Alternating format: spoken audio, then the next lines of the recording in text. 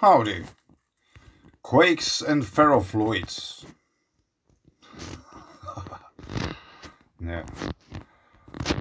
We are in the Netherlands, near Groningen, where we had some recent quake activity already. Now we have some new quake activity. Approximately in the same region. 3 hours ago, 1.0. 3 kilometers in depth. 8 hours ago, 3 kilometers in depth. So we aren't too far from the coast, and we aren't too far from the sea, and we aren't too far from other water bodies.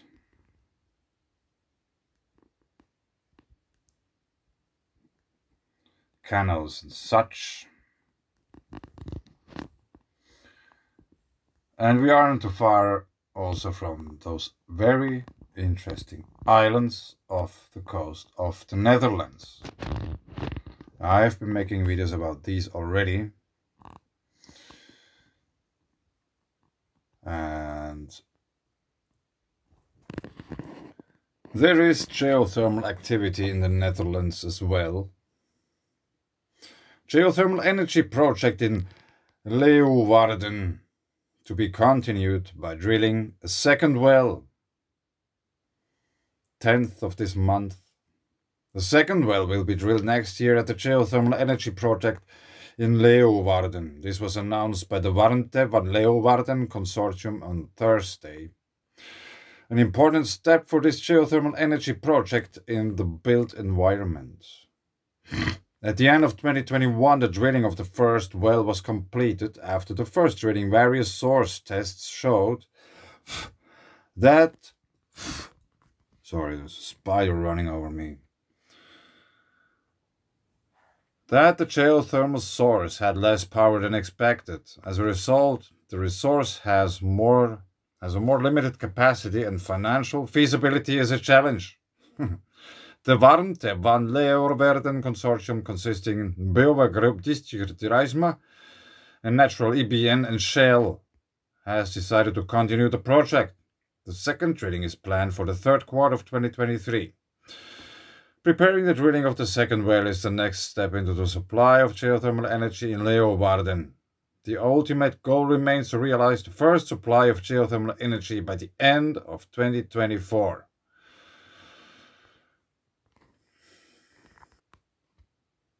And this is, in a way, how I think the geothermal energy and the heat from within Earth is created.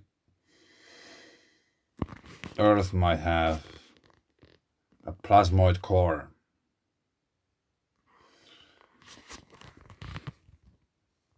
And that's lab plasma.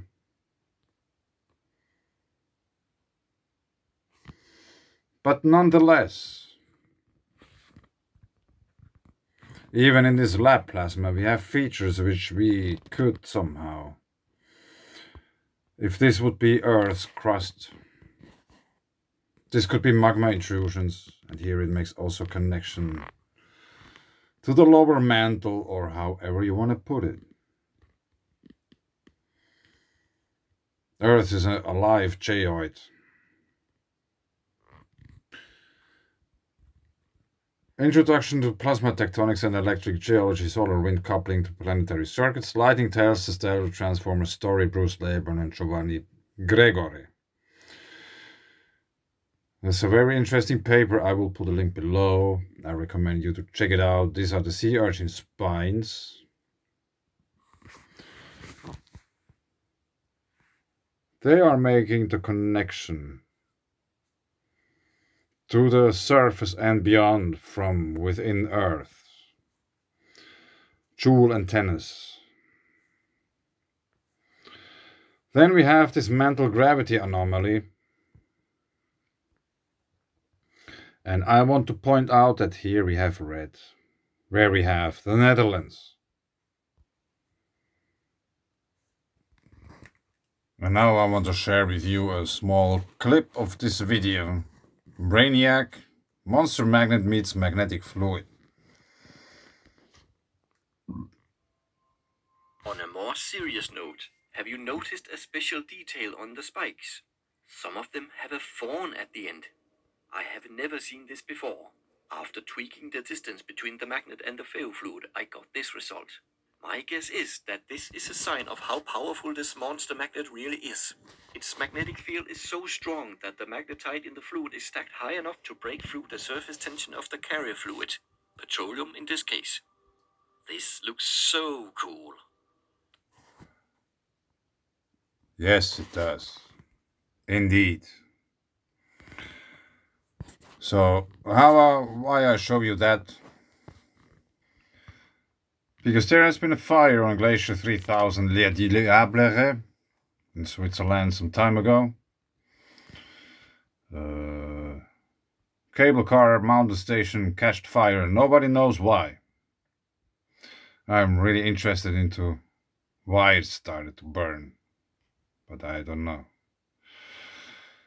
There is if you go over to Google Earth, from where all these pictures are, there is a glacial cave. And there are some pictures from people who have been there. You know, Google Earth pictures. And here on the right, there is some red. There's some red within the glacier. I tried to ask people from, like, Swiss glaciologists or whatever they're called. Is it possible that there would be iron within the glacier because it's red, you know? Might be something else. What is it? I still haven't found any paper about this particular glacier or whatsoever. I don't know. I asked if anyone could help me. Is there any paper anywhere? Does anybody know? Because the reason is 33 kilometers from this location, where we have this within the glacier, that's in the glacial cave, we have Kraftort Krimiwasser, a place of power, the Iron Well. And that's also from Google Earth, so it's really red, since it contains a lot of iron. And 33 kilometers isn't a really big distance. So that's why I thought it could be basically that there is iron already in the glacier. And if it's iron in the glacier, the electrical circuits and all these kind of things, that would be strongly influenced by these kind of things within the glacier. Since it's iron, you know. So, back to the Holland coast. Here we have Groningen. Somewhere here were the Quakes today. There is an island here, one of those many. I think it's this one.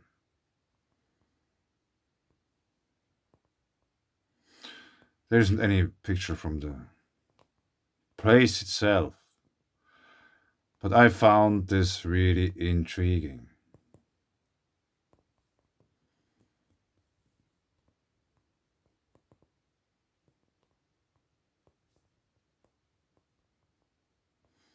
Why is that red? Does it just seem to be red?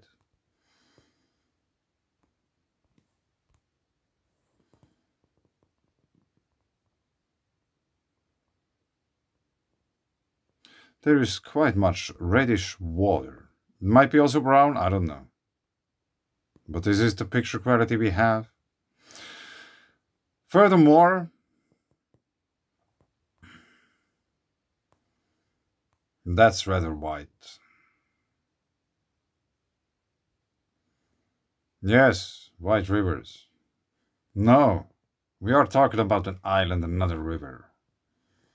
But we have white sediments there in the sea. Like we have the white river sediment deposits all over the world. Germany, Italy, France, Russia, USA, Mount St. Helens. which is a volcano, which has the world's fastest growing glacier within its caldera.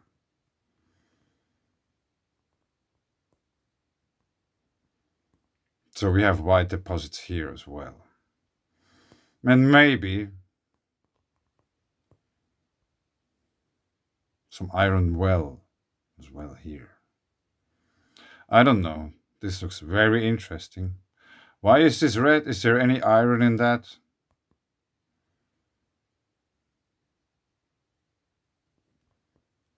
How do we have again white and red side by side?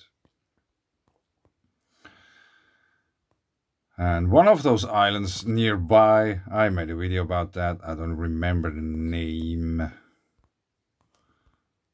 Because, let's see.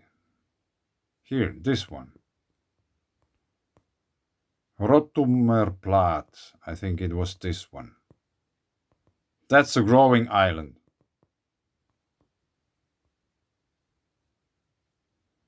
It gets bigger.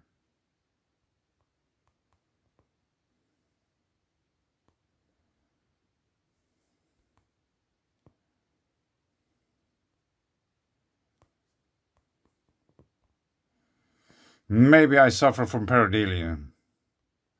But we have red stuff and white stuff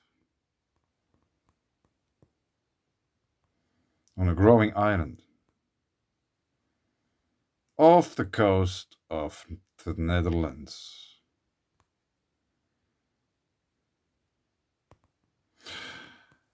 So if you think about those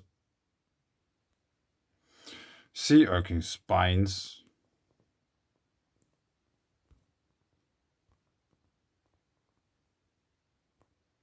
there is this peak. And here we have ferrofluid, which has peak.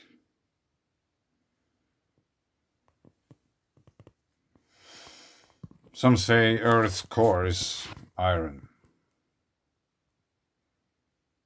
So is there any possibility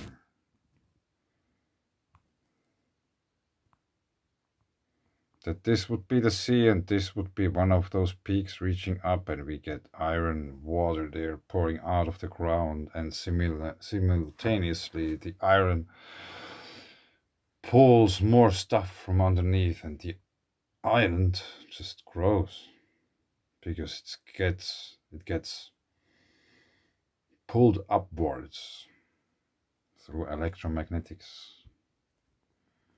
And since Earth's magnetosphere is weakening and all kinds of things are happening, these kind of electromagnetic attractions to iron deposits within the ground, they could have different influences, or I don't know, I don't get the word now, on geological processes. Maybe they speed them up. There's quakes in the region there. Would be interesting to have once a quake on one of those islands and see what we have there. But that's all just theory. I don't know. But ferromagnetic fluids, magnets, Earth's electrical circuits, white deposits, iron wells, earthquakes, geothermal activity. They all tie together. It's just like a really big puzzle. And I wouldn't be surprised if they would fit all very neatly together. It's just me who tries to figure out how, in these special cases I'm talking about. There are other islands which are really interesting, and many other places which are rather interesting. And yeah, I'm not bored, but I'm just gathering evidences and things which I think they fit very well together. And maybe it helps once to help people in order to make precautions or whatsoever. Warn them.